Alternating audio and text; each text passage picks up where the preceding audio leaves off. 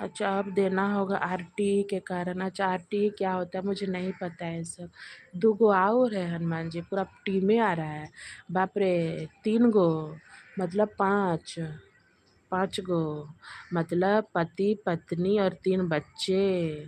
बाप रे! दादाजी होंगे एगो हनुमान जी के, मंकी फैमिली के। अरे राम! एगो का नज़र मेरे पर पड़ गया बाबा। अरे लाम ले लाम, लाम ले लाम, अरे लाम ले लाम। कूदेगा दा। अरे लाम ले लाम, म्याऊं, टिंगिंग, म्याऊं, म्याऊं, म्याऊं।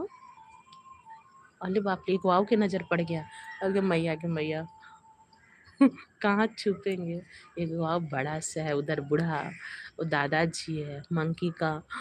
और इधर है ये बहुएं होंगी, बेटा बहू पार किया।